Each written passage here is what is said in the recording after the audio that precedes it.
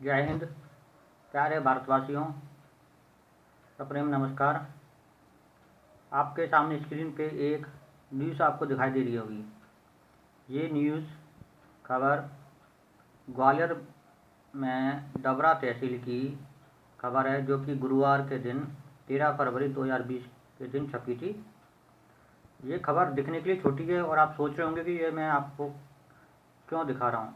इस खबर में एक बहुत बड़ा संदेश छुपा है, जो कि हर भारतीय को मालूम होना चाहिए और हमें अपने देश की समस्या से अवगत भी होना चाहिए। इस खबर में आप देख रहे हैं कि यह बताया गया है कि सरकार से 8 गौशाला स्वीकृत हुई थी, जिसमें से केवल 4 बनाई गई और वहाँ भी मवेशी यानी गौवंश नहीं रखे जा रहे हैं, क्योंकि संचालन समिति नहीं बनी। अब इस खबर को मैं विस्तार से आपके सामने बता रहा हूँ।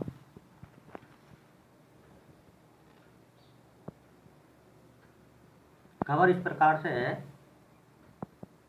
कि ग्रामीण क्षेत्रों में लावारिस घूम रहे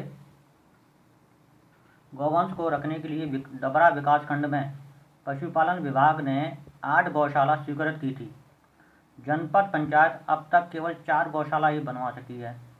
बाकी 4 गौशाला के निर्माण के लिए जनपद पंचायत के अफसर जरूरी प्रक्रिया ही नहीं कर पा रहे हैं। जिन 4 गौशाला का निर्माण हो चुका है, उनमें भी मवेशी नहीं रखे जा रहे हैं। ऐसे में ग्रामीण क्षेत्रों में घूमने वाले आवारा मवेशी खेतों में खड़ी फसल को उजाड़ रहे हैं। फसल को इन आवारा मवेशियों से बचाने के लिए ग्रामीण रात रात भर जागकर सुरक्षा कर रहे हैं। ग्रामीण आवारा मवेशियों को एकत्रित करके उन्हें शहर में लाकर छोड़ रहे हैं, ताकि उनकी फसल बची रहे। फसलों से जो नुकसान से बचाने के लिए ग्रामीण सैकड़ों मवेशियों को रात में शहर में लाकर छोड़े आते हैं। ये मवेशी दिन भर शहर में घूमते रहते हैं और ट्रैफिक के लिए परेशानी बने हुए हैं। इसके साथ ही लोगों को भी घायल कर रहे हैं, लेकिन अफसरों की इसकी फिक्र ही नहीं है।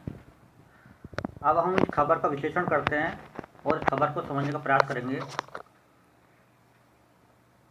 हमारे साथ ऐसा ही होता है कि जो सरकार है, केंद्र सरकार या राज्य सरकार, वो जैसे तैसे पैसा भेजती है, लेकिन जो बीच के जो कर्मचारी हैं, तहसील स्तर के, ग्रामीण स्तर के, जैसे सरपंच, पार्षद, तहसीलदार और कलेक्टर भी हो सकता है, ये सब बहुत सारा पैसा बीच में ही खा जाते हैं। जैसे तैसे थोड़ा बहुत काम होता है तो जनता अपना कर्तव्य नहीं निभाती। अब देखते हैं कि जब 8 गौशाला में 4 बन चुकी थी, तो फिर भी ग्रामीणों ने ये नहीं सोचा कि हम किसी तरह से इसकी सुरक्षा करें, यदि जरूरत पड़े तो थोड़ा बहुत अपना खुद का पैसा लगा दें और मवेशियों को रखें। अब ऐसे में क्या होगा, जब वो मवेशियों को, गायों को शहरों में छोड़ के आ जाएंगे, तो उन पशुओं को रास्ते में जो भी अनजान व्यक्ति दिखेगा, क्योंकि उस जगह पशु के लिए इंसान अजनबी और इंसान के लिए पशु अजनबी है, तो पशु क्या करेगा, अपने सींगों से उसको घायल करेगा, उठा के पटक देगा। इधर दूसरी तरफ कई हिंदू भाई सिर्फ मुस्लिमों और ईसाइयों को दोषी ठहराते हैं कि वे गौ हत्या कर रहे हैं। इस खबर से ये साफ जाहिर हो रहा है कि गौ हत्याओं के लिए कहीं ना कहीं अज्ञात रूप से हिंदू भी दोषी है, क्योंकि यदि वे गायों को शहरों में छोड़ के ही नहीं आएंगे तो उनकी हत्या आखिर कौन करेगा।